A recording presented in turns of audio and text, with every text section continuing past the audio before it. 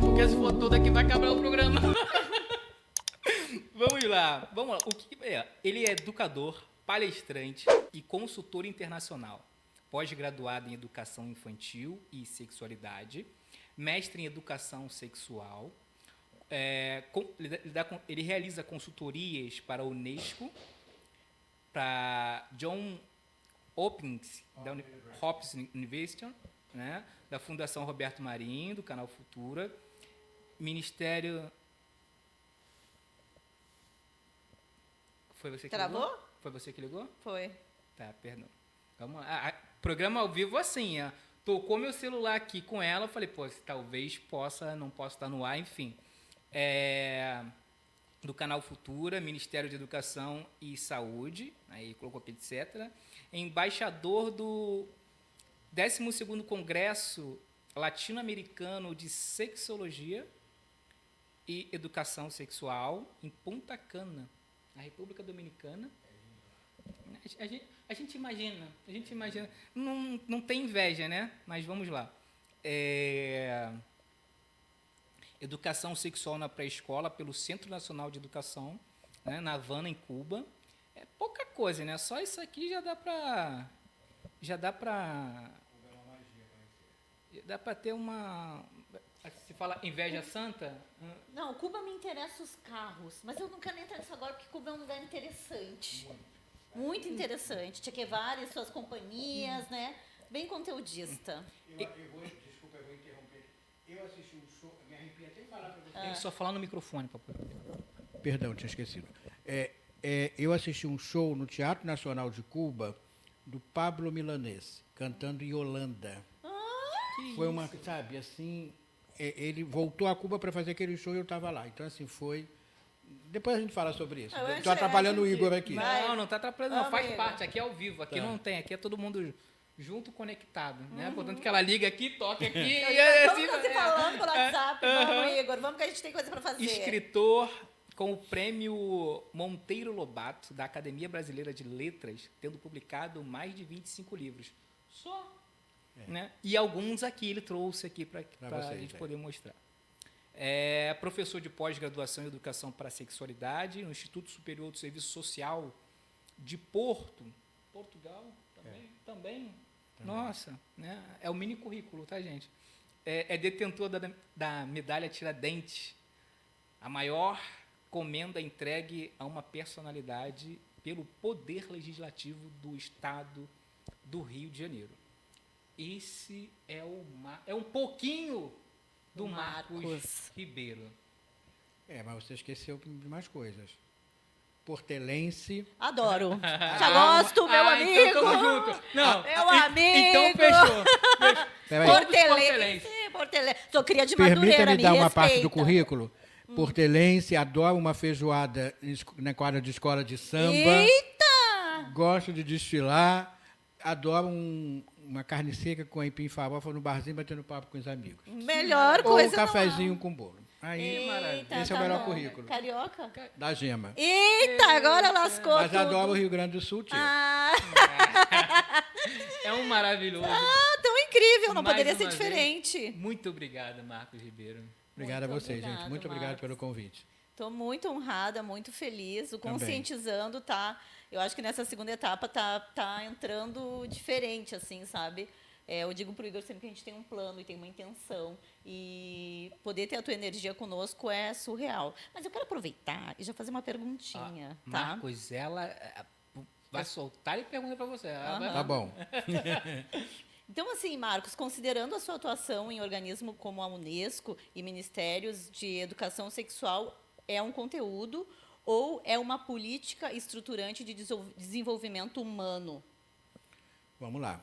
Primeiro, só quero esclarecer para vocês que nos veem que o Igor não parecia que era a primeira vez, né? A gente no icônico Copacabana Palace, que é para ficar na nossa memória. Então, exatamente. Mas vamos lá. Muito obrigado, Marcos. Não, estava muito muito legal. gentil. Não, mas estava muito legal mesmo. Bem, olha só. No caso da Unesco, assim, meu trabalho com a Unesco é enquanto consultor. Eu sou contratado com contratos pontuais, né? Eu não sou funcionário. assim como eu dou consultoria para a Unesco, eu dou consultoria para outras instituições públicas e privadas. Então, a Unesco tem uma política de trabalhar as questões de gênero, as questões de educação para a sexualidade, e aí, a partir daí, né, me contratam para eu levar o conteúdo de sexualidade. Então, a última consultoria foi um curso de educação em sexualidade para professores. Então, neste caso, o meu papel ali era dar um parecer no conteúdo, olhar o conteúdo que estava sendo feito. Não parecer não, mas assim, ver se o conteúdo estava ok, né, se estava, né, porque grandes profissionais estavam fazendo, e dar a minha contribuição também. Então, assim, com a Unesco é nesse sentido, né, de levar esse conteúdo para as questões de sexualidade, né, de educação em sexualidade, gênero, e para você que nos vem agora, a gente fala de gênero e as pessoas às vezes confundem, né, por causa da desinformação que a gente tem. Gênero é a construção do feminino e do masculino na nossa sociedade. Então, eu posso dizer para vocês que, na nossa cultura, como é que espera que a mulher seja? Não que tenha que ser, mas espera-se que seja frágil, mesmo a gente já estando mudando esse quadro, mas que seja frágil, que seja submissa. Né? Isso é que a história construiu assim. E graças a Deus que isso mudou e está mudando. E dos homens que sejam viris, que sejam o chefe, o detentor do poder, etc. e tal. Já em outras sociedades, por exemplo, os homens se cumprimentam dando um beijinho no rosto, dando um selinho. Algumas outras, os homens usam saia, dão a mão. Ou seja, então, o gênero é a construção desse feminino e desse masculino, que vai mudar de acordo com a cultura. Então, se vocês verem dois homens dando um selinho, vocês podem ficar, nossa, que coisa absurda. Mas em outra cultura, isso é normal. Assim como a história também mudou isso. Né? No passado, as mulheres não usavam calça comprida, né? As mulheres não tinham direito a voto, foi só em 1932. Então, assim, são essas perspectivas que essas consultorias trazem. No caso do Ministério da Educação e da Saúde, da educação mudou muito, né? Do governo anterior, porque algumas pautas não puderam ter sido discutidas. Então, sim, a gente, no Ministério da Educação, era para dar consultoria, parecer para os parâmetros curriculares nacionais, quem é professor sabe, que são diretrizes da educação, que hoje não tem peso de lei, mas é um conteúdo teórico muito importante e na área de sexualidade. E no Ministério da Saúde, aí foram dezenas de trabalhos, material para professor, material para criança e para adolescente, formação de professores, mas sempre ligado ao setor do Programa Nacional de DST e AIDS. Tá, deixa eu só te fazer uma pergunta para complementar, porque eu sei que tu vai contribuir ainda mais nessa tua resposta. Existe uma confusão existe uma confusão entre sexualidade e comportamento sexual. Quais são os prejuízos dessa redução para a formação psíquica do indivíduo?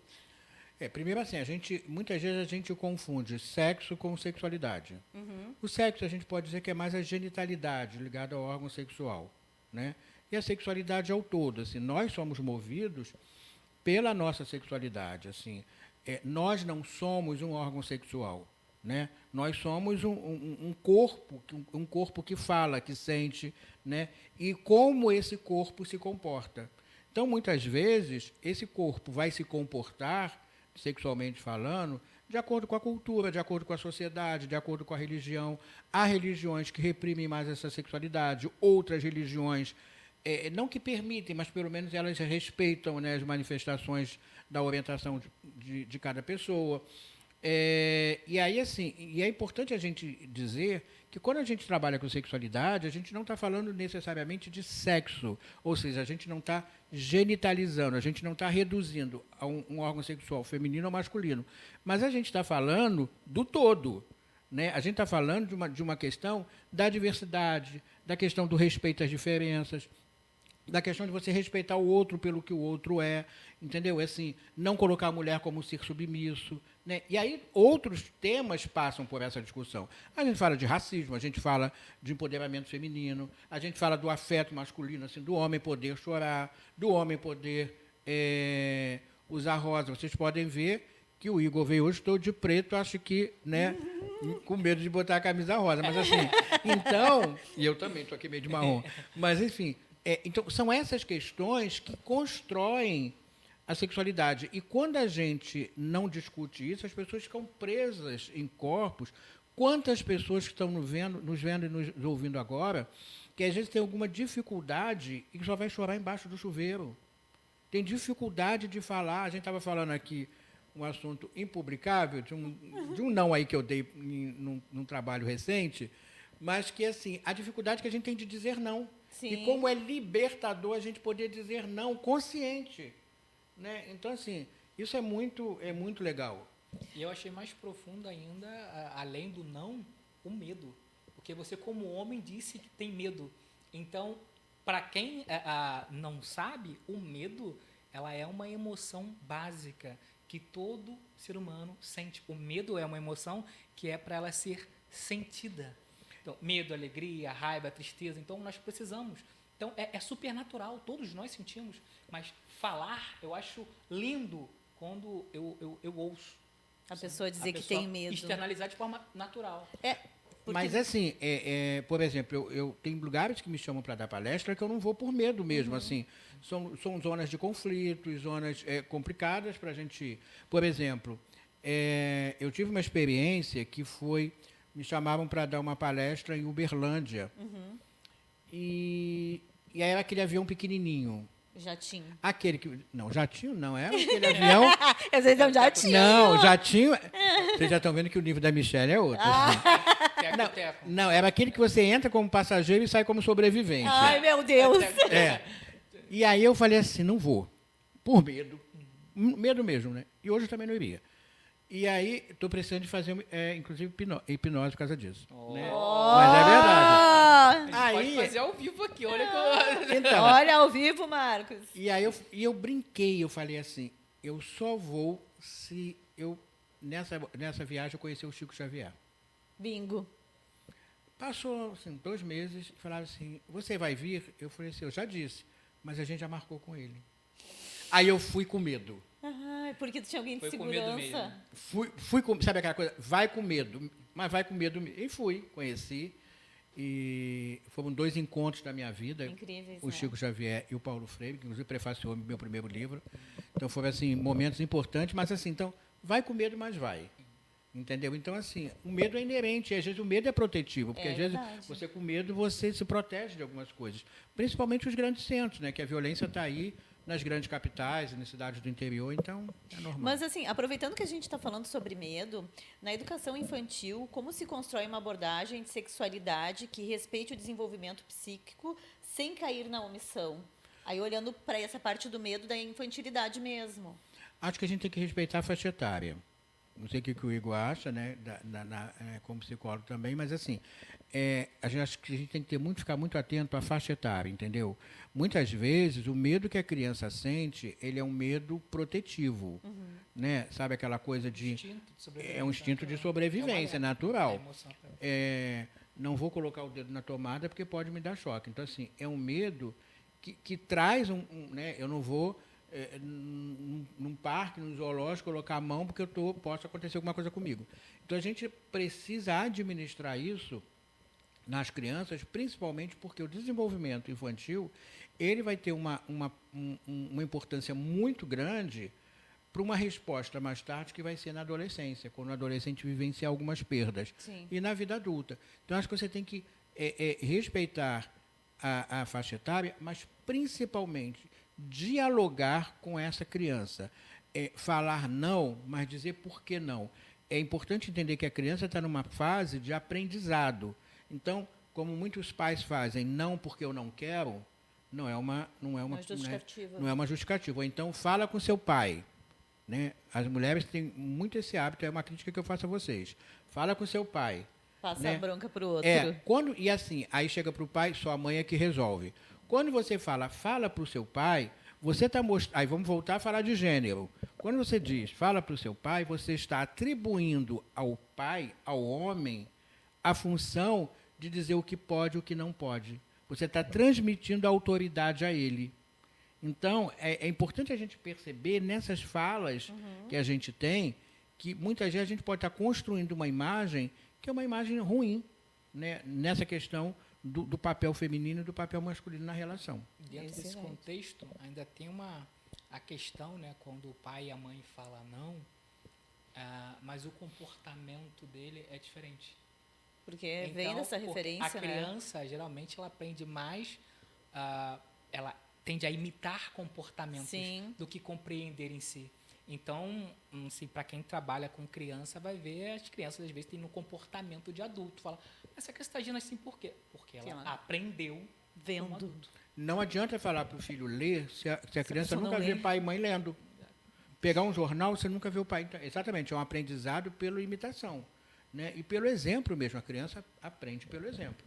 E como isso é importante a gente falar, porque é uma premissa que na teoria é a coisa mais linda, né? Todo mundo sabe o que fazer, mas na prática a história é outra. A gente sabe que não funciona desse jeito. E o quanto é difícil para o pai e para a mãe tomarem essa consciência de que eles precisam disponibilizar um tempo deles para influenciar, até mesmo incentivar a esse movimento do qual eles estão passando adiante pelos seus filhos. E uma educação igualitária para meninos e para meninas. Exatamente. Para que não atribuem, sabe, assim, o garoto levanta, a menina também, aí a irmã vai arrumar a sua cama e vai arrumar a cama do irmão.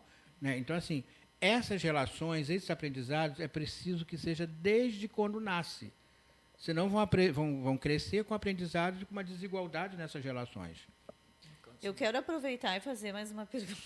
A cara do Igor é melhor. Gente, sabe que eu pergunto, né? Estou aqui para fazer pergunta.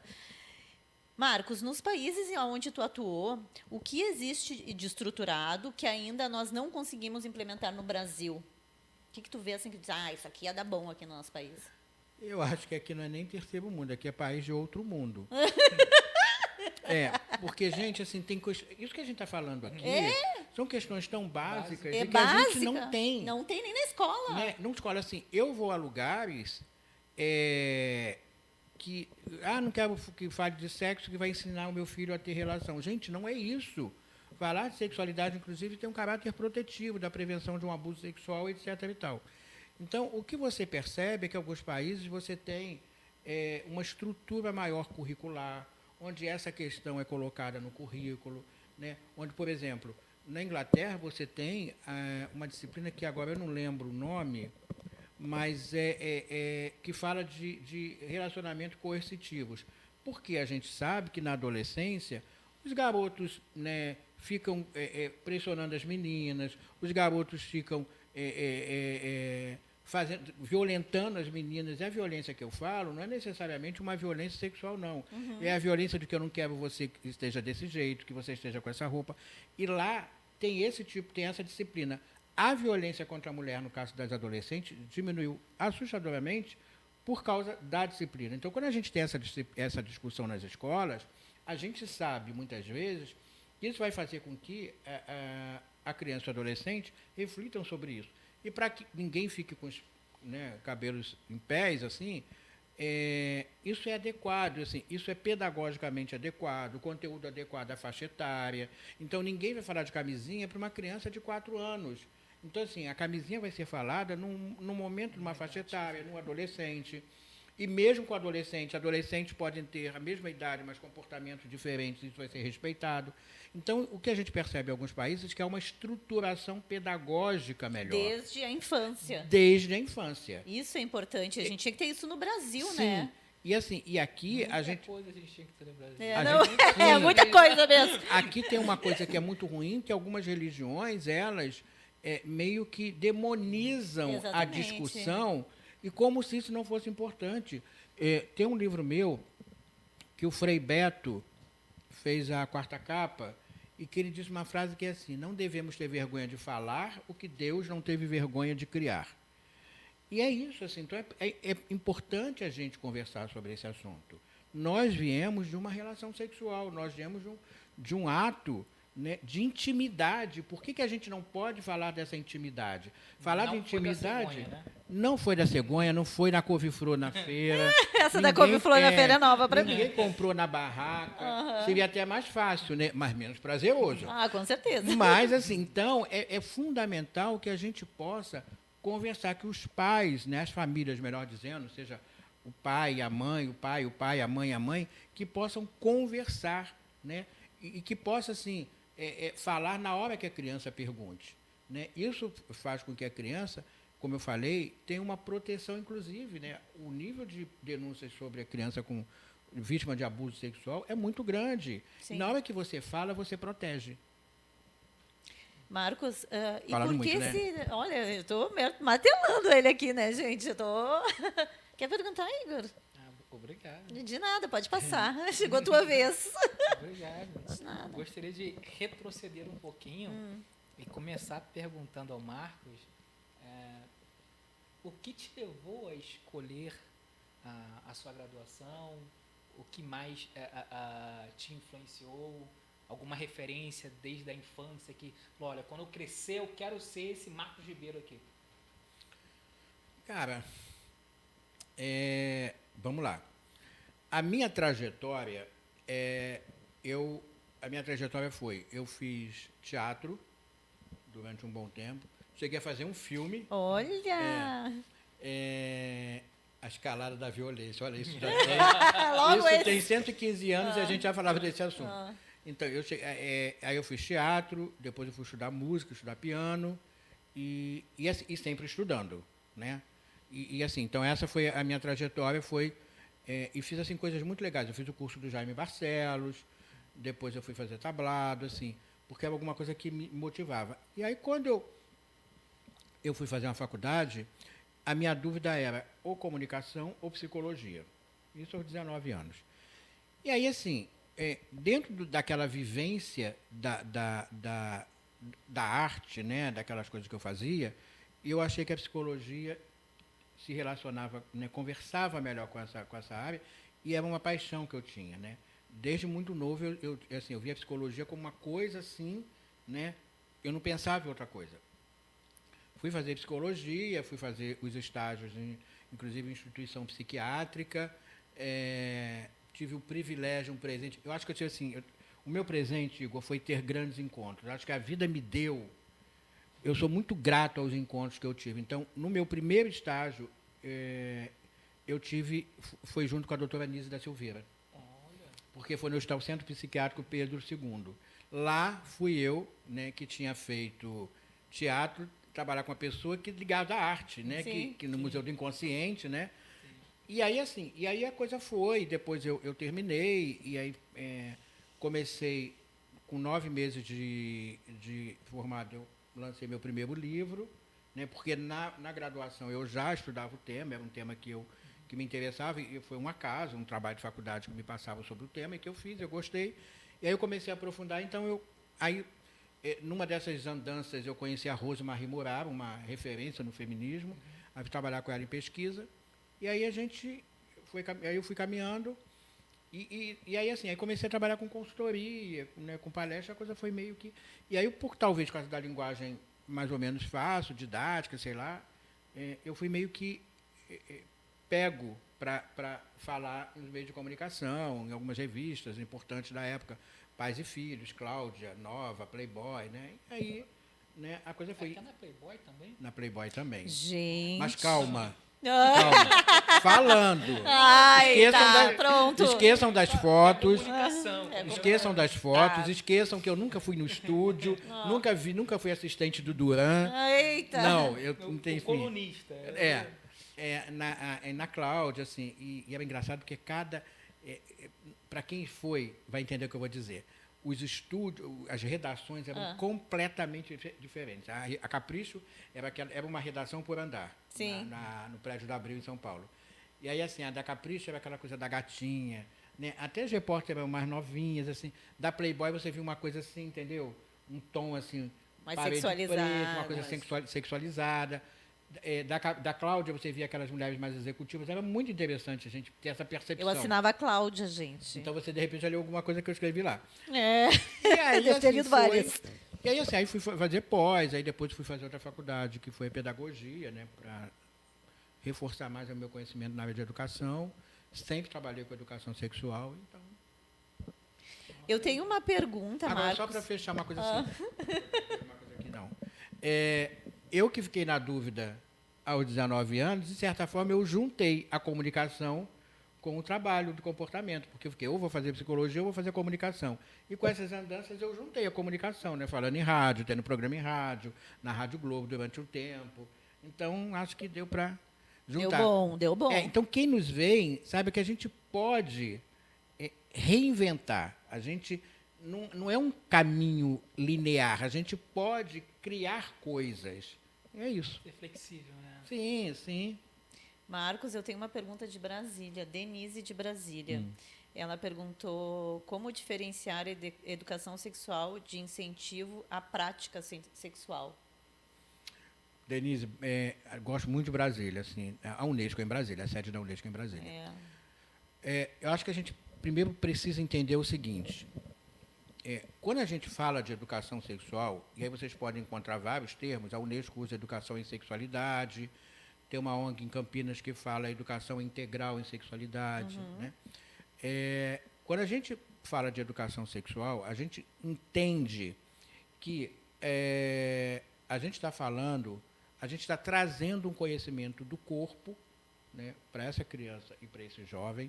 A gente está trazendo ferramentas que façam com que ele tenha esse conhecimento e que possa dizer não no momento adequado, né, que possa, no momento adequado, saber utilizar uma camisinha e a garota também não seja vítima. Hoje em dia a gente tem algo aí que é muito sério, muito grave, que as redes sociais, as plataformas, inclusive tem plataforma como a Red Pill, que o aprendizado do garoto é um aprendizado que é meio teódio das mulheres, então é como se as mulheres fossem culpadas de alguns fracassos masculinos. Então, assim, então a gente traz a informação para você lidar com o seu corpo, com a sua sexualidade e também com os outros. Então, Denise, até esse momento não tem nada de incentivo à sexualidade, nada de prática sexual. Posso te falar com toda segurança que pesquisas, inclusive, mostram que quando o adolescente tem informação, a vida sexual dele começa mais tarde, porque não tem curiosidade, porque não tem aquela coisa de saber como é, e tem a consciência dos, entre aspas, perigos de uma relação desprotegida, sem o uso da camisinha. O número de adolescentes hoje em dia que engravidam, ele é bastante alto ainda. Teve um declínio, mas é alto. O número de adolescentes infectados com IST significa infecções sexualmente transmissíveis. Para quem não entende, é a antiga doenças sexualmente transmissíveis. E para quem ainda não entendeu, são as antigas doenças venéreas, lá de 1930. Então, trazer essa informação, ela é fundamental, inclusive para que se viva melhor. Num projeto, num programa de educação sexual, a gente não fala não tem incentivo, não tem o conteúdo de assim que transa, assim que não transa, faz assim ou faz assado. Isso não tem. O que tem é você falar dos cuidados e do momento certo. Eu até costumo dizer assim, quando o adolescente me pergunta qual é o momento certo, e eu fico assim, quando tem muita interrogação na cabeça, certamente não é o momento. E se minha mãe descobrir, o que faço? E se eu engravidar? E se eu engravidar e ele for embora? Ou se ela pensar que eu não sou homem? E se ela achar meu pinto pequeno? E se acontecer? É muita interrogação, é muita dúvida. Muito provavelmente não é o momento certo. Então, assim, aí você pode dizer até assim, Denise, mas eu já vi casos que incentivavam. Aí não é um projeto de educação sexual. Assim como em toda a área, você tem os desvios de trabalhos bons e ruins. Excelente. Vamos para os comerciais agora para dar uma pausa para ele tomar uma água? Vamos, respirar porque eu preciso também. Falo muito, perdão. Não, mas é conteúdo maravilhoso. É muita pergunta. Olha, tu viu que eu estou aqui te metralhando mesmo, né? Vamos para o comercial do... Como é que é o momento da beleza? Não, o Beleza Sem Tabu vai ficar para depois. Agora a gente vai de música. Vai de música? Vamos de música. Gente, eu estou muito feliz. Eu estou aqui, eu fico lendo as perguntas que eu tenho que fazer, aí eu me empolgo. Alô, ouvinte da Rádio Tropical Web Brasil. O meu nome é Vanessa Navarro, eu sou advogada, eu vivo em Portugal e eu vim aqui oferecer para vocês os nossos serviços advocatícios. Nós trabalhamos ajudando investidores e empresários que queiram trazer a sua empresa para Portugal através do visto Gold.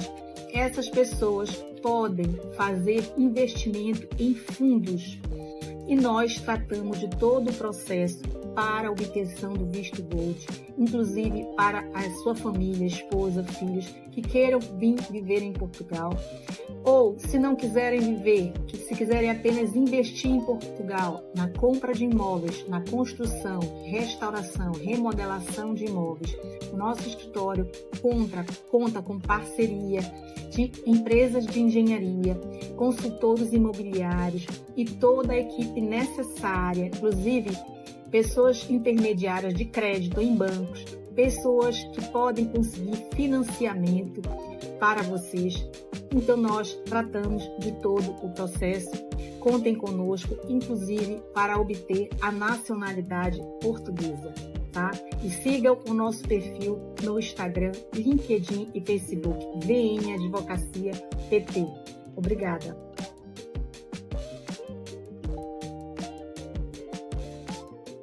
De como nascem os bebês, né? Fala sobre o corpo e como nasce o bebê, inclusive pelo coração, com a adoção. E também tem uma pegada de prevenção à violência sexual. É mais ou menos assim. Agora que você sabe sobre o seu corpo, vamos protegê-lo. Aí fala um pouquinho sobre prevenção. Ótimo. E Somos Todos Iguais foi o que ganhou o prêmio da Clarice Lispector. Foi. O Somos Iguais, ele tem essa pegada de falar de respeito às diferenças. Diferença não significa desigualdade. Então, fala de criança surda, criança cega, a gente fala de racismo, fala de respeito às religiões, ou seja, respeito às diferenças. Ele tem uma coisa legal porque eu conversei com 80 e poucas crianças nas 5 regiões do Brasil, então cada temática dessa, as crianças dão opiniões. Não, e somos iguais mesmo sendo diferente. Quando tu coloca todas essas informações aqui dentro, percebe que nós somos seres humanos, individuais, cada um com o seu DNA, com a sua proposta, e ainda assim a gente continua sendo humano. E no livro tem até uma coisa assim, se eu estou num lugar que só tem japonês, quem vai ser o diferente? Eu. Aí a gente ia pensar, o japonês. Mas se tiver um japonês com todas as pessoas, é o japonês. Então, assim, isso é muito relativo. Exatamente. O que a gente precisa é respeitar. E virou até um meme, né, para assim, repercutiu nas redes sociais, né, de um africano que foi a Portugal que falou assim, eu não sabia que eu era preto. Olha que doido, né? Sim, tá dentro do... Exatamente. O racismo é uma coisa que a gente fala muito nesse livro e que eu acho que é fundamental.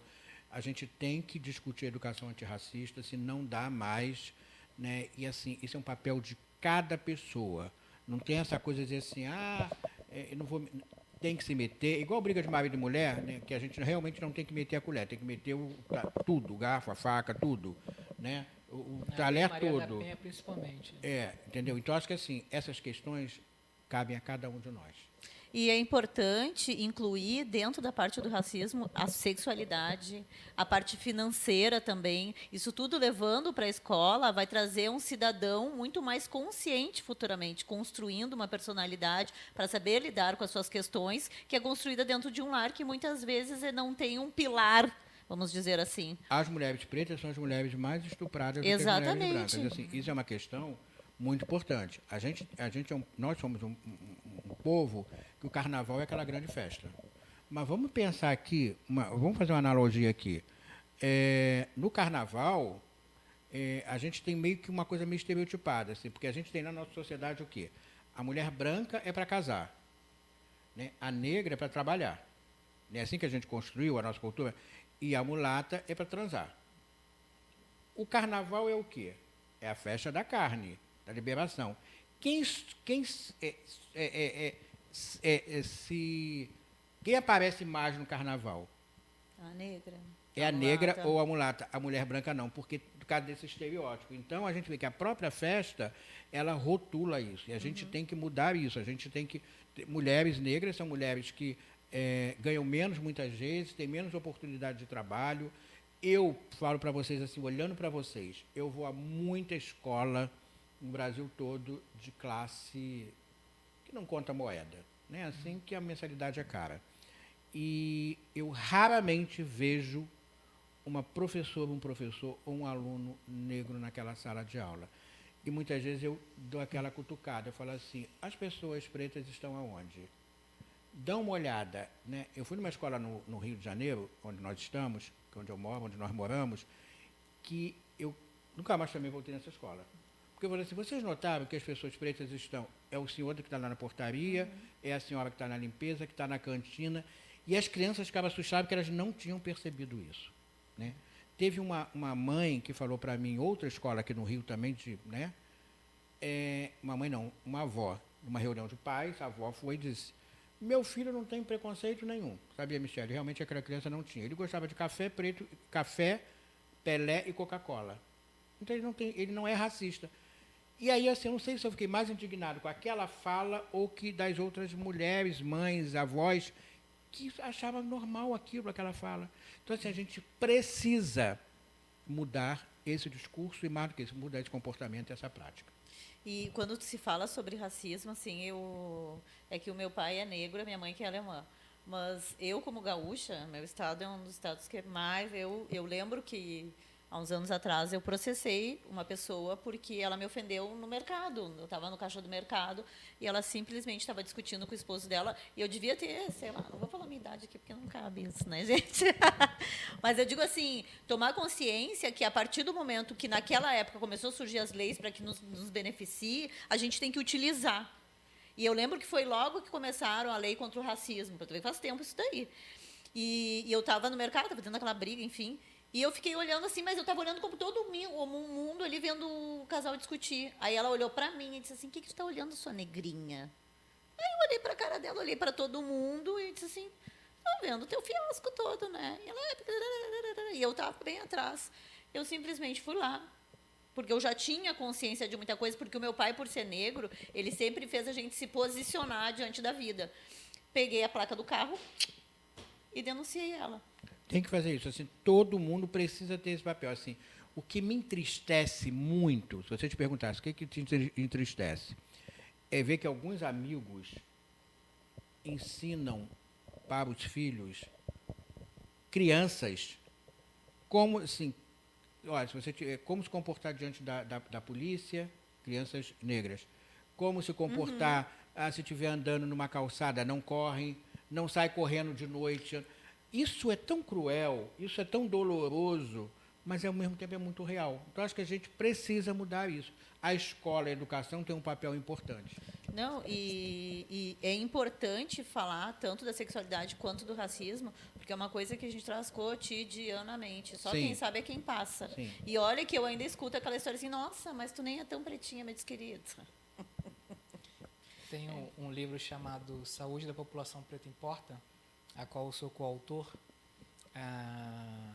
que lá eu falo sobre que o racismo ele pode gerar TEPT na população preta, que é o transtorno de estresse pós-traumático. É nessa condição, eu como homem preto, né, eu sinto vivo, sei muito bem como é, e eu entendo meu pai, que era um preto de pele clara, mas que se achava branco, e ele falava para mim assim sempre, Igor, se quando for na rua, leva documento. Eu, como sempre fui um pouco racional, eu vou na padaria, eu vou levar documento para quê? Ele tinha uma vivência de realidade, eu cresci numa vila, ele cresceu num bairro mais aberto, assim, com muito mais questões sociais do que ele pôde proporcionar um pouco uma segurança maior para mim. Então, na vila, eu não conseguia ver a realidade do mundo. Então, mas na adolescência, e, assim, já com uns 12, 13 anos, eu já pude perceber mais a abordagem da polícia. E como meu pai trabalhava numa empresa conhecida, na Globo, eu tinha um cartão do plano de saúde, que é do Bradesco Saúde, então tinha um logo da Globo lá. Então, quando eu era parado e eu abria minha carteira e mostrava, assim, porque eles viam a logo da Globo, eles já mudavam o comportamento comigo. Mas com os meus outros primos já mudavam.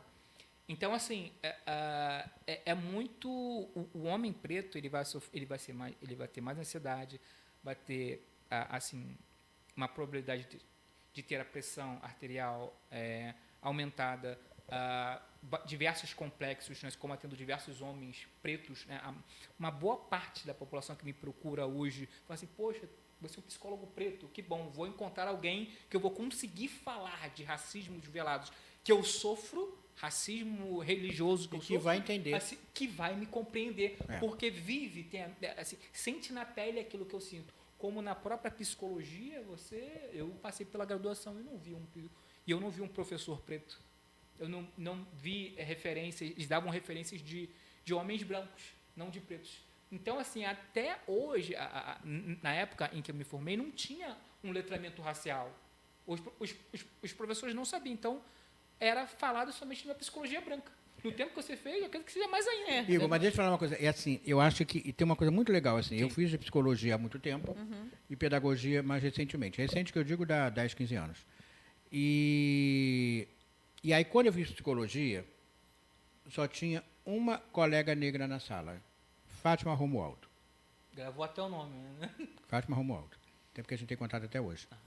Agora, depois que, quando eu fui fazer pedagogia, né, homens e mulheres pretos na sala, eu acho que somavam 90%. Isso, assim, e eu levei essa discussão para a sala, né, porque, assim, eu fui fazer a segunda faculdade mais velho, etc. e tal, e aí, assim, como que é a política pública de um governo que dá acesso ao estudo, como é que isso muda essa organização social, né, e das pessoas. Então, isso é muito significativo, né?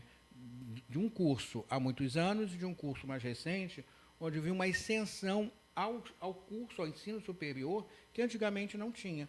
Então, isso é muito saudável, mas, mesmo assim, a gente precisa ter essa pauta, a gente precisa trazer essa discussão, provocando aqui o Igor, né? Precisa escrever um livro para criança sobre esse assunto, né? Para trazer, porque isso é fundamental. E muitas vezes os professores também não falam, porque não sabem, Exatamente. porque não tem formação, porque não tem um material que o Igor vai preparar para a gente. Olha! Assunto para E eu já me criança. sinto muito honrado pelo orientador. Olha, Já temos até aí, ó. Não, mas O gente. prefácio Tem pronto. que, sabe, é fundamental esse assunto. Sim. Muito bom. Gente, eu estou muito feliz. Vai, Igor, tua vez de perguntar? Então, só para um minutinho, vai ter o quadro da beleza? Porque tem um horário, eu sei que vai ter ou não? E aí? Ao vivo a gente faz assim mesmo. Vai sim ou não? Continua? Ok. Então vamos lá. A nossa sombra hoje, que não é a Luciana, estava aqui, né? Aí continua. Então vamos lá, Marcos Ribeiro. Olha, eu estou com 2 livros aqui na mão. Vou pedir para que você me conte um pouquinho, brevemente, sobre adolescente, um bate-papo sobre sexo. Esse aqui, ó. Esse livro, ele, enfim, traz os temas de interesse da garotada. É um livro para adolescente. Ele, então, fala do corpo, fala de masturbação, fala de contracepção, fala das doenças, infecções sexualmente transmissíveis, homossexualidade, violência virtual, namoro, ficar. E pode masturbação? Masturbação pode? Depende. Depende de cada pessoa. Mas pode. Assim, a garotada acha ainda hoje que cresce o peito, né? Porque está se masturbando, quer dizer, a masturbação é mais incentivada aos homens do que às mulheres, mas, em todo caso, assim, quando o peito fica um pouquinho maior, que é a ginecomastia, que é como se fosse, vamos botar entre aspas, um desequilíbrio hormonal, os garotos ficam achando que é porque está se masturbando. E não, isso faz parte do desenvolvimento sexual dos meninos, né? Das meninas também, só que a menina não tem a ginecomastia. Mas faz parte do desenvolvimento sexual de meninos e meninas. Então não é pecado, não é coisa feia, não cresce pelo na mão, não faz crescer o peito, nada disso. Assim, isso faz parte desse conhecimento. Agora, é claro, na intimidade, não é para fazer em frente a nenhuma outra pessoa.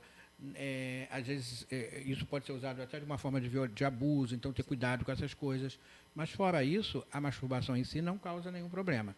Aí o livro trata de todas essas questões. Fala de camisinha interna e camisinha externa, que atualmente a gente não é mais adequado falar camisinha feminina e masculina, posso até falar depois. Legal. Então, fala dessas coisas todas. Mas eu te fiz essa pergunta, Marcos, porque assim, né, assim, pode, não pode, por quê? Porque eu sofri com isso, tá? Eu sei que vai ficar registrado, enfim. Eu estava numa religião cristã, né? E lá atrás, Aí eu aprendi por um líder religioso que se eu me masturbasse, entrariam 7 demônios no meu corpo.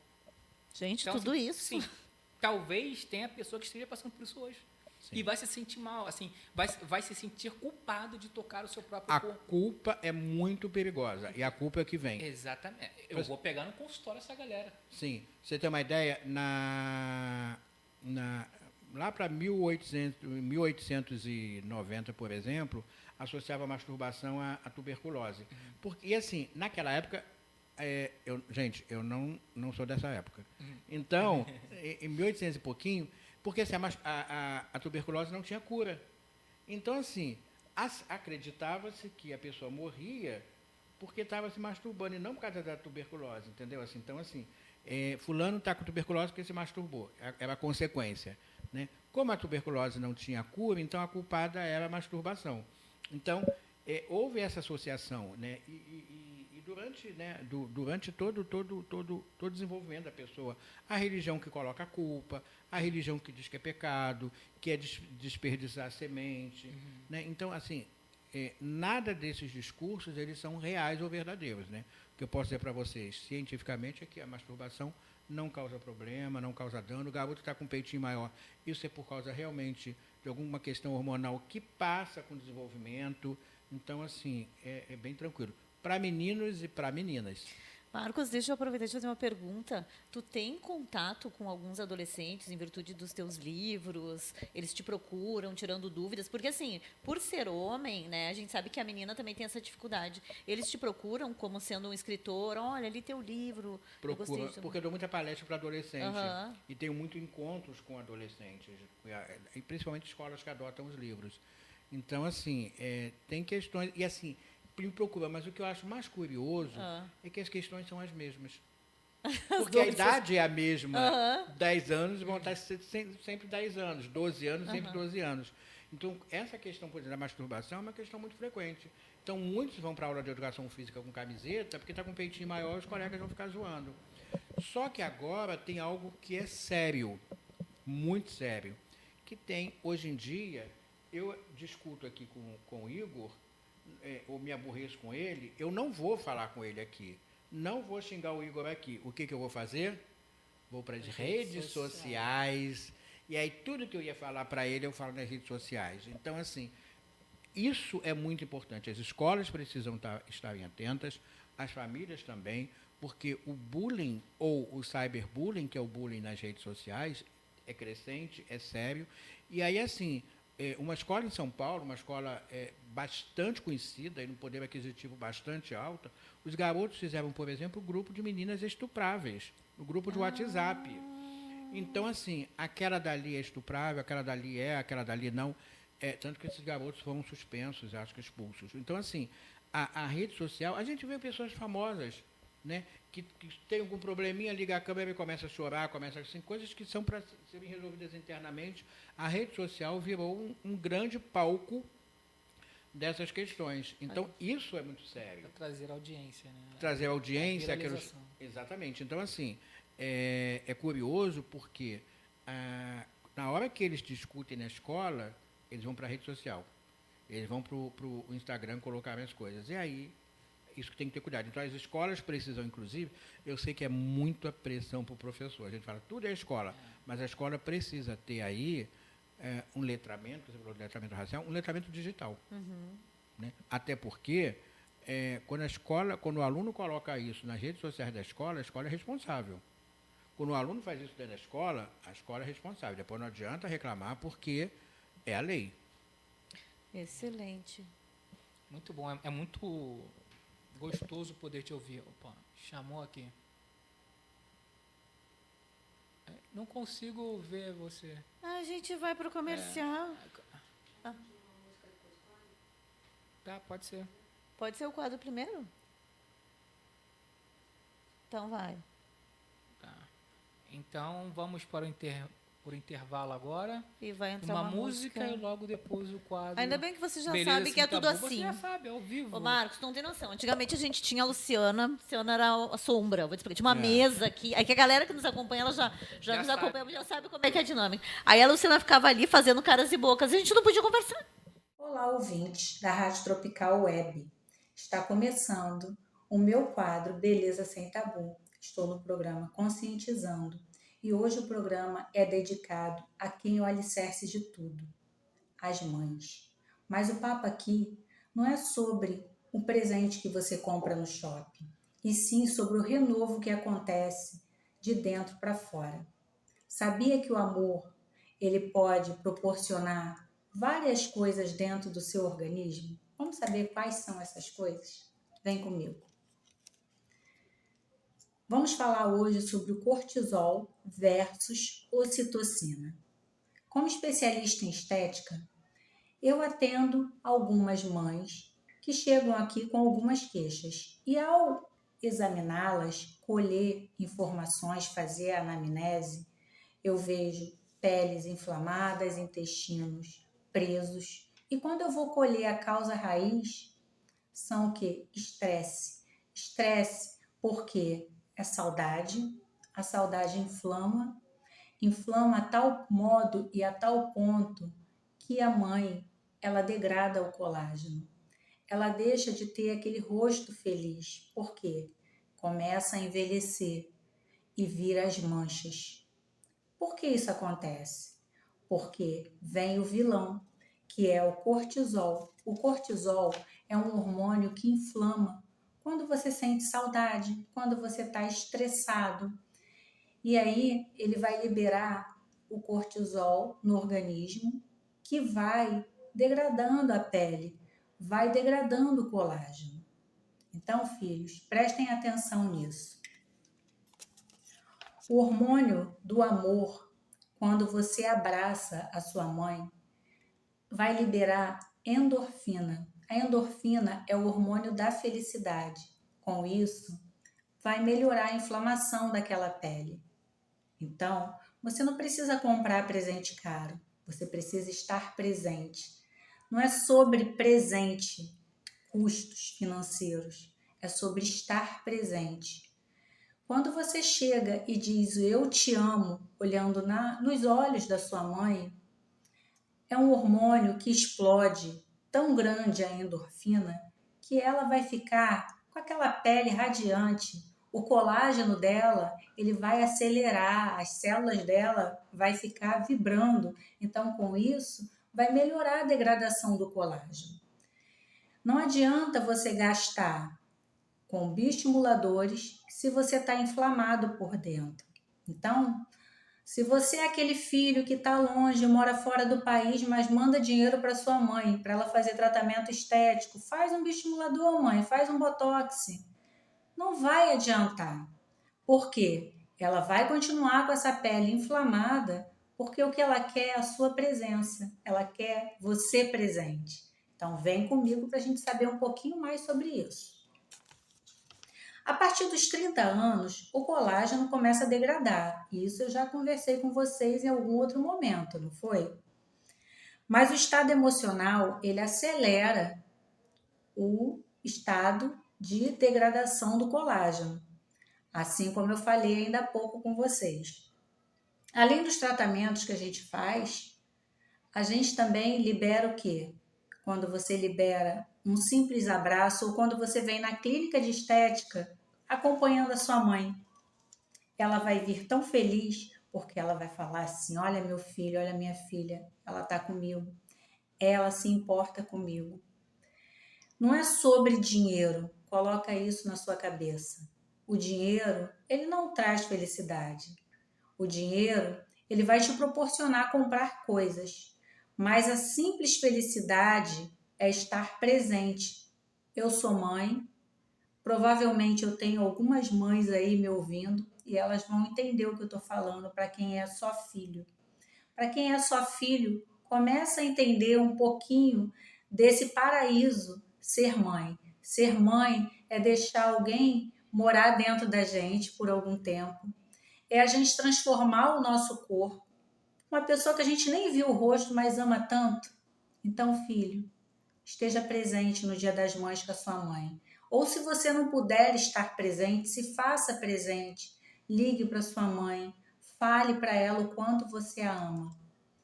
Porque o amor, O amor é contagioso. Quando você libera o amor, você libera a endorfina para sua mãe. Vai explodir de felicidade.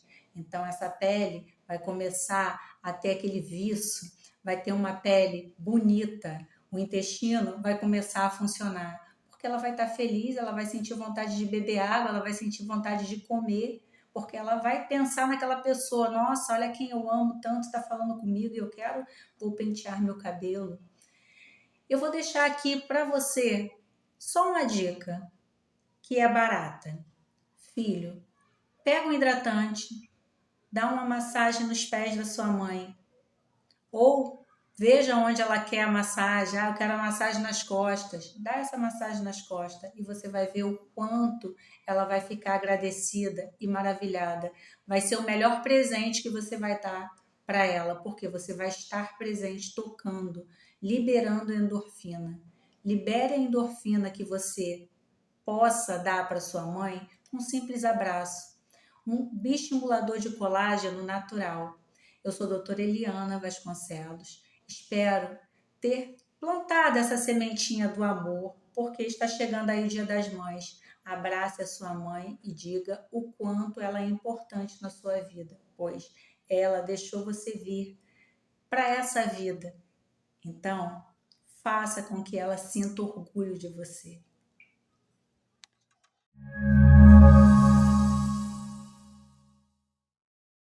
E último bloco, gente, a gente estava aqui numa conversa profunda, A conversa aqui é no ar e no Eu já off, quero né? dizer o seguinte, Jane do Bock, meu amor, tu está convidada para o Conscientizando. O Marcos, essa pessoa incrível, já falou do teu CD, a gente agradece muito Ah, mas por eu ter te quero estar conhecido. aqui. Ouvimos, Então que honra! ouvimos aqui também, aqui pelo YouTube, também com a voz maravilhosa que eu não conhecia. Não, Jane do Bock, pelo amor de Deus, Igor, é uma hora não conhecia dessa. a voz. Ah, A bom. pessoa maravilhosa, a pessoa Jane maravilhosa. do Bock é incrível, né? Então, quando acabar o programa, coloquem.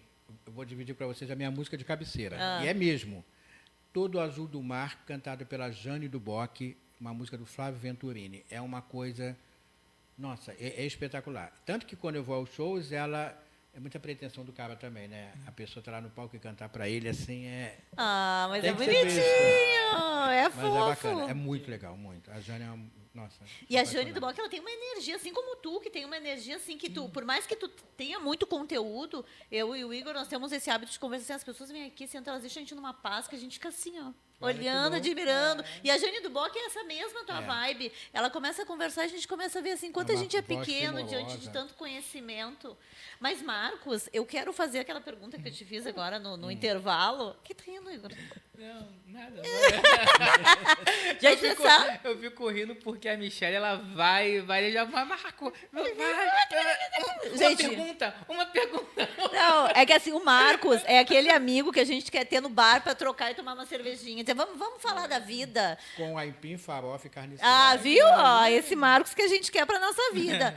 Ô, Marcos, aquela pergunta que eu te fiz aqui nos bastidores, me diz assim, tu com todo esse teu conteúdo, essa tua bagagem, essa tua vida incrível, que conheceu milhões e milhões de pessoas, principalmente também falando da adolescência, do teu tema, como é que quando tu tá em casa, ali no teu momento, tu olha para tudo isso, assim, fala para nós um resumão, assim, nesse último bloco. O que eu percebo, pensando alto aqui, né, com vocês, o que eu percebo é assim, que as pessoas elas estão muito infelizes. Não sei se o Igor percebe isso no consultório, assim, infelizes porque muitas vezes as pessoas estão seguindo um roteiro que não necessariamente é um roteiro que elas traçaram, ou se em algum momento elas traçaram, elas agora não querem mais. Mas por vários fatores, até mesmo pelo medo que a gente falou, as pessoas seguem naquele caminho, né? Então, são casamentos que a gente vê que as pessoas estão infelizes, mas elas continuam.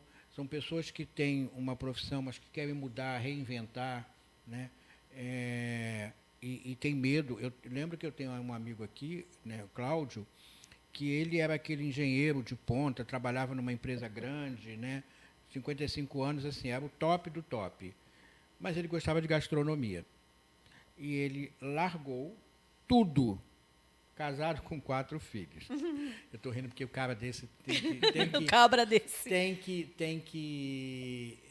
que conseguir, né? Porque assim, largou, arriscou e hoje é um chefe de primeira. Então, assim, é isso, né? É claro que não é simples. A gente tem que ir pela beirada. Então, eu não posso largar, mas eu vou fazendo aquilo que eu gosto, pelos cantos, até eu conseguir que aquilo seja, né, o meu referencial. Então, eu vejo isso. Saiu uma pesquisa há pouco tempo, aí falando dos adolescentes, que é muito preocupante, tá? Que os adolescentes, eles estão muito infelizes. O percentual de adolescente que já pensou em suicídio é grande. Elevado. Isso é verdade. Então, a garotada, e assim, é fundamental, porque se a gente for parar para pensar, a garotada está infeliz, a garotada não tem, todas essas conversas que a gente está tendo aqui, normalmente não tem em casa. Quem é o referencial? É a internet. São os grupos, são aquelas tarefas que falam que tem que cortar o braço, os influenciadores, tem que matar um cachorro. Então, é fundamental que a gente traga de volta para casa o próprio filho, porque ele tem na palma da mão a esquina e o mundo, que é através das redes sociais. Então, assim, trazer, e muitas vezes o que os pais também precisam aprender é que não há super-heróis. Então, assim, os pais também serem humildes de dizer, eu não sei, eu tenho dificuldade, vamos aprender juntos. Sobre sexo eu não sei falar, eu tenho dificuldade. Vamos ler um livro juntos. Se é criança, vamos na livraria, vamos buscar um livro. Porque mais importante até do que ir na livraria pegar o livro é que vocês vão estar saindo juntos, né? Deixa o celular em casa. Quando a gente está falando aqui de sair à noite, né? Cada dia que passa eu estou mais preguiçoso. Então, tem lugar para sentar e ter uma comidinha, então já é um bom sinal. Na feijoada da escola de samba, eu não tenho preguiça, não. Mas então, mas aí quando eu saio, eu fico muito assim assustado, porque o que eu vejo são assim, a gente tem um casal com 2 filhos, cada um com um celular. Isso é As muito pessoas comum, não né? conversam, então assim, a gente precisa resgatar isso, porque isso é muito sério. Os adolescentes estão infelizes, os adolescentes estão sem perspectiva. Se pegando esse gancho, né, eu atendo somente adultos, né? Então, você vê hoje adultos que não aprenderam a ser pais. Então, dentro dessa quantidade de trauma, né, que a pessoa vai crescendo, né, dependendo da pessoa, enfim, e quando ela se dá com um ser que é dependente dela, que às vezes não sabe lidar, simplesmente o primeiro filho é uma experiência nova. A criança não nasce com manual. A gente precisa ser educado então tem muita coisa que a gente está aprendendo agora. Nasce uma criança e nasce um pai. Exato. Uma mãe. Então, às vezes, por não saber lidar, uma criança ela tem um TDAH, um TOD, né, que é um transtorno de déficit de atenção, ou um transtorno opositor desafiador que vai deixar a criança um pouquinho mais agitada. Um próprio autismo, dependendo do grau 1, 2 ou 3. O pai não sabe lidar com aquilo ali.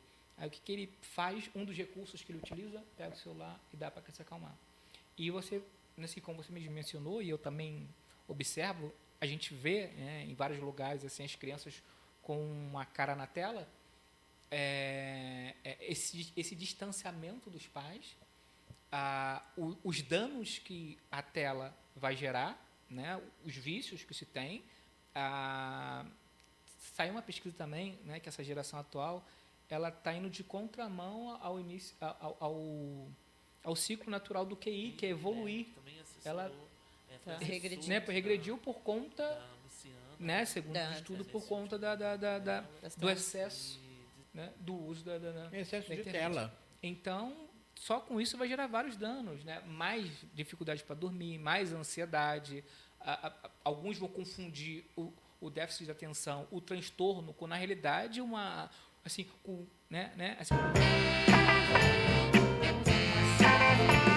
aí quando chega na adolescência, já está uma bomba. Então, qualquer coisa que acontece ali, os pais já não sabem lidar. A criança não foi psicoeducada, não foi educada. Chega na adolescência, o medo de enfrentar, que a adolescência ela está no meio, ela está entre a fase adulta e a infância. Então, esse meio é um desafio muito grande. Chega ali, então, uma das que não é recomendada, ela busca, às vezes, fazer o pior, né?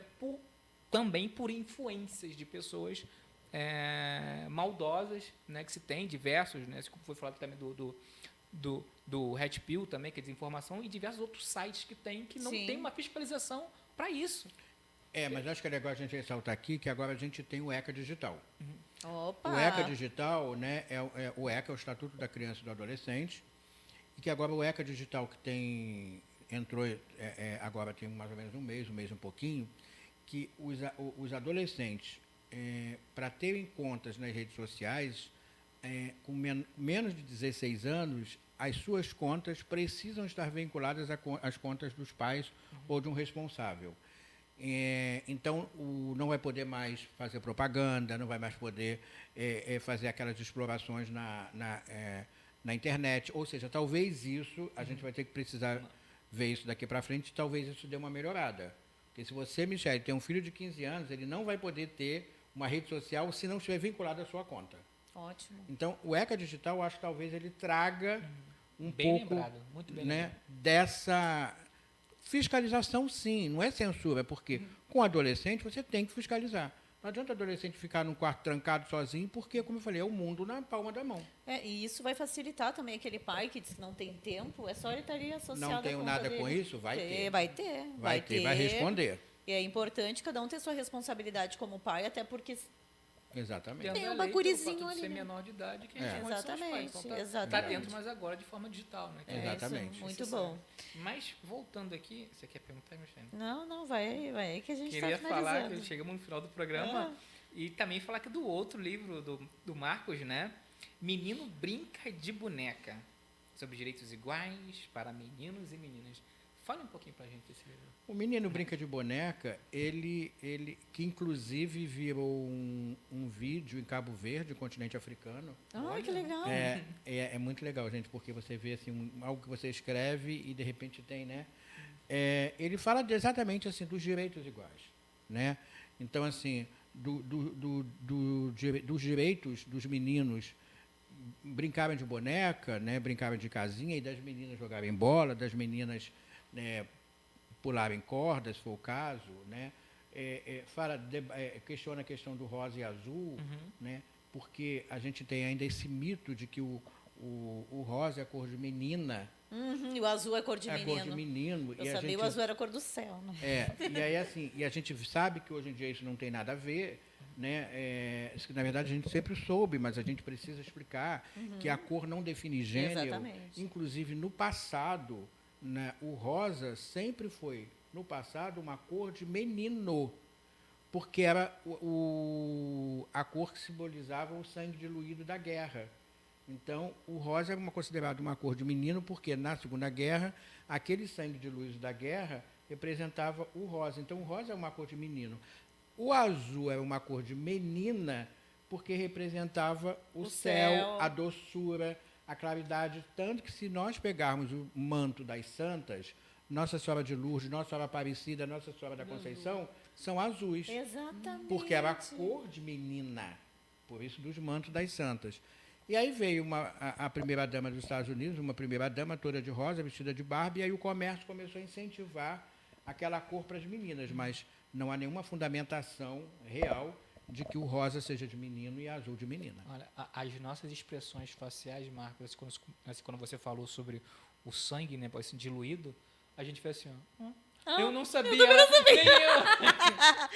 Gente, foi maravilhoso. Gente, maravilhoso. Muito bom, muito gostoso. Muito. Marcos, Olha, quando tu tiver uma brecha na tua cotidiana, por favor, volte, porque as tuas histórias são incríveis. Vamos fazer esse encontro teu com a Jane do Bock. Jane, meu amor, vamos entrar em contato, ajustar a agenda de vocês para que estejam aqui conosco. E assim, esse livro aqui saiu, né, lá em Cabo Verde. E quando é que vai sair aqui no Brasil? Né, fizeram o vídeo? Não, esse vídeo é um vídeo mais antigo, assim, tá no canal do... se me permitem, eu tenho um canal no YouTube, e que é o mesmo, que é Educador Marcos Ribeiro, que é o mesmo do endereço do Instagram. Educador Marcos Ribeiro. No canal no YouTube tem, inclusive, esse vídeo que foi feito, assim. É um vídeo sem muitos recursos, mas é uma delícia você ver essa discussão num lugar que você não tem acesso, que o livro chegou, né, com as crianças, tanto que eu liberei o livro para fazer. Que lindo, muito legal. Porque acho que, sabe, assim, é fantástico você ver outra cultura, mas com as mesmas questões. Exatamente. Outra realidade, né, mas com o mesmo debate. Tô para talvez em junho, julho, talvez eu vá palestrar numa escola em Jacarepaguá, né? Geralmente eles me convidam assim uma vez ao ano. Eu vou te referenciar lá. Obrigado mesmo. Então, assim, esse inclusive foi o livro que ganhou o prêmio da Academia Brasileira de Letras, o melhor livro do ano, e ele acho que traz isso, assim, a questão dos direitos iguais, né? Tema esse cada dia mais necessário, né? Trazer todos os dias essa informação, a entender que a gente traz para um país mais justo, mais igualitário, para que a gente consiga mudar essa realidade. E até porque a cobrança para o garoto não brincar de boneca é maior do que a menina jogar bola. É verdade. Porque a menina, entendeu? Mas o gente... homem, sabe? Então, assim, a gente precisa mudar isso. Demais, é uma pressão muito grande, né? Eu, no caso, pego esses casos, essas crianças adultas, né? É um adulto com vários... Os traumas da infância. Com vários atravessamentos, exatamente, né? Assim, da infância, que não reconhecem suas emoções, precisam ser fortes o tempo todo, não conseguem chorar. E que é pesado também. Exatamente. Então, às vezes eu pego, assim, os homens chegam para mim pensando em sem vontade de viver, né, que eu não vou falar o nome, enfim, com várias outras questões, com crise de ansiedade, com depressão, autoestima baixa, e a gente então começa a trabalhar e começa a fazer uma regressão, que é voltar ao passado, principalmente com a hipnose, né, que é uma ferramenta que a gente potencializa algumas questões e ressignifica traumas, né? Então começam a se enxergar, começam a dar a voz às suas dores, às emoções, então começa a fazer mais sentido. Né? Você fala assim, voltando ao que a Michele me perguntou um pouquinho antes, sobre como é que a visão que eu tinha quando eu estava em casa. Sim. Você trouxe uma questão que eu acho que eu tenho visto muito: ansiedade e depressão. Né? A depressão, ela tem sido... a questão da saúde mental está muito complicada. Sim. Mas o que eu tenho visto muito, tanto em pessoas adultas quanto em adolescentes, são quadros de depressão. O Brasil, isso é muito sério. O Brasil ele está como o país mais ansioso do mundo, segundo a OMS. Né? Então, assim, é preocupante, e quem nos vê, e quem nos ouve, precisa ficar muito atento a isso. Porque às vezes são coisas que não... Aparentemente, uma pessoa deprimida, às vezes você não está nem percebendo, acha que é uma tristeza, acha que é alguma coisa, e às vezes a consequência é bem dolorosa. Pois é. E o corpo vai dar sempre sinais, né? A gente só precisa estar atento aos detalhes, aos pequenos sinais que o ser humano dá. Exatamente. Né? Como a Michele está me dando sinal aqui também. Qual o sinal? Fala, Michele. Eu não saio de casa para me divertir, gente. É que assim, ó, eu fico assim, eu e o Igor, a gente tem umas dinâmicas de olhar. Olhar mais assim. olha. Mas eu vou dizer, eu tô recebendo um monte de mensagem aqui no WhatsApp. Michele, tem que encerrar, mas a gente não quer parar. Tem que encerrar, a gente não quer parar. Ô, Sara, a gente não quer parar. Pronto. Olha. Já até falou ali. Gente, vamos finalizar, né? O programa é incrível, Marcos. A gente ficaria 3 horas aqui falando de boa, uma conversa super. Botava uma cervejinha, uma carne seca, uma farofa. Mais 10 minutinhos, porque eu sei que tá muito bom. Bora lá então. O Marcos é uma pessoa apaixonante, então dificilmente assim, você vai ficar com ele, você vai acabar não percebendo a hora passar.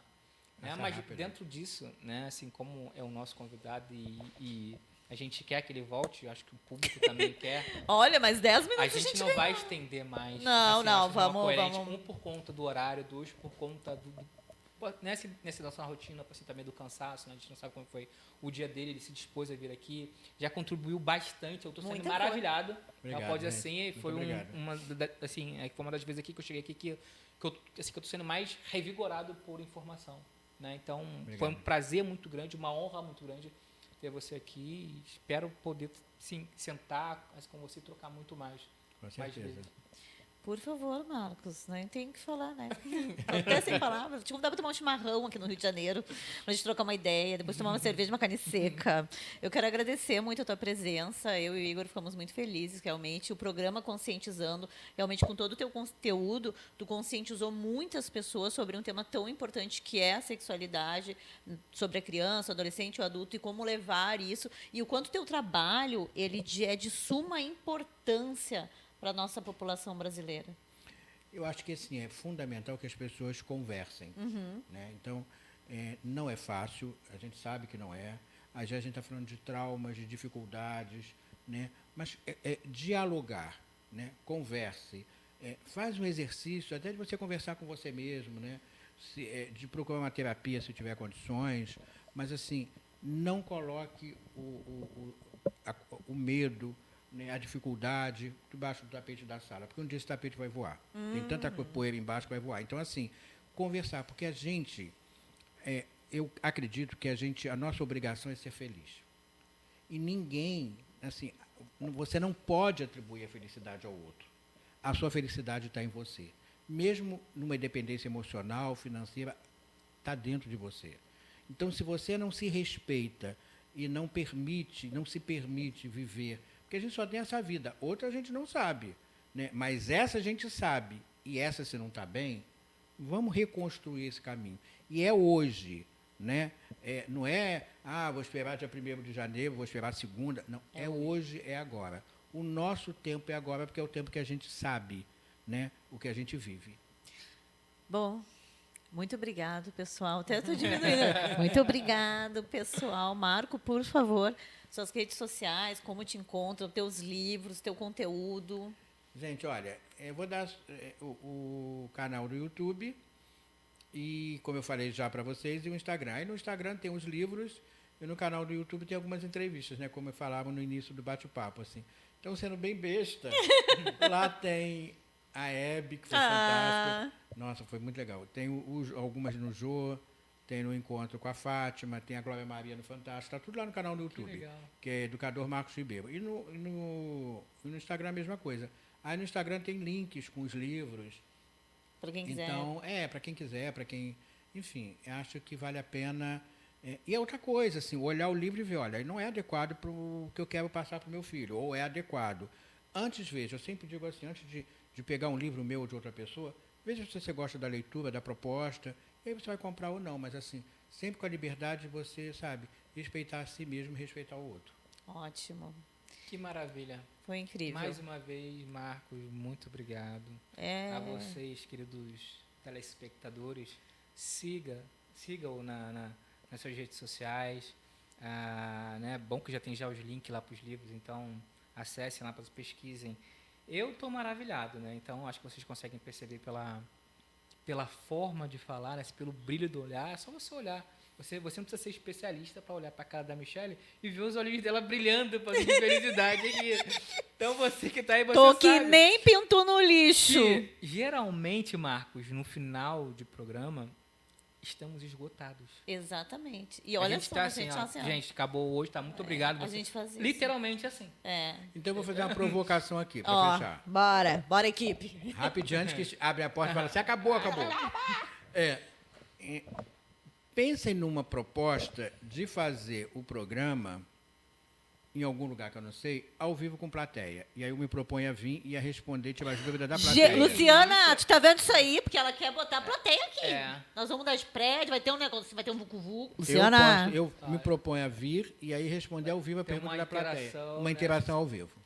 Que legal, que incrível. Luciana, tá ouvindo isso aí, ó, né? Vamos. Tá registrado. Tá registrado. Então, ela tá assistindo, a Luciana tá assistindo. E assim, a dica. E é muito importante isso que aqui que o Marcos falou, porque seria do nosso lado, sábio da nossa parte, perguntá-lo o que você acha do programa, como que você achou da nossa entrevista, porque você já passou por muitos lugares.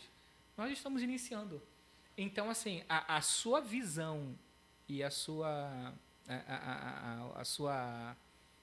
suas ideias é de grande valia pra gente, sabe? Não estava começando nada, eles estavam todos bonitos no Copacabana Palace, né?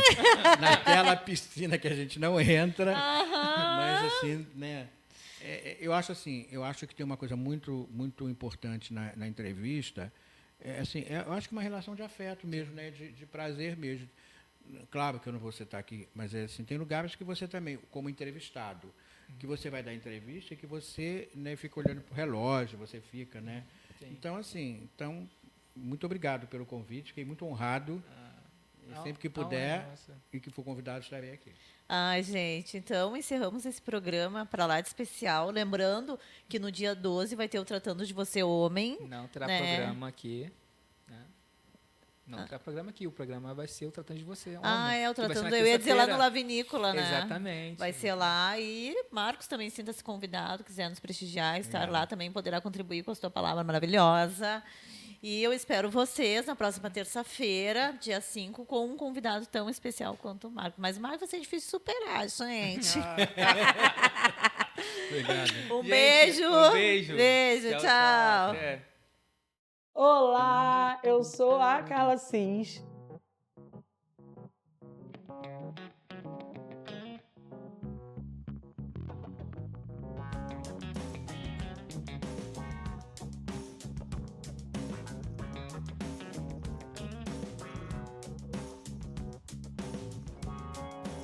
A responsável empreendedora por esse espaço, que aparentemente está começando agora, mas eu já comecei essa profissão há algum tempo atrás, alguns anos atrás, na verdade, quando eu desisti da minha profissão de enfermagem, de gestora ambiental, e comecei a empreender na estética, fazendo atendimento em domicílios, e comecei com um espaço depois pequenininho, quando entrou a pandemia, logo depois um pouquinho maior, e hoje eu estou nesse espaço oferecendo vários outros serviços.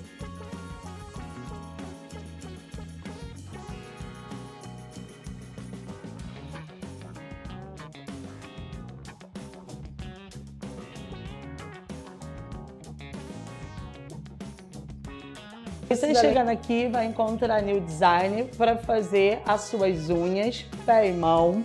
Aqui também vai ter o serviço de depilação. Alguns dias com a parceria com a Rosângela, outros dias vocês vão estar comigo também para essa depilação. E você vai estar comigo para fazer o seu tratamento corporal e facial. Então sejam bem-vindos ao Estúdio Estética Carla Cis.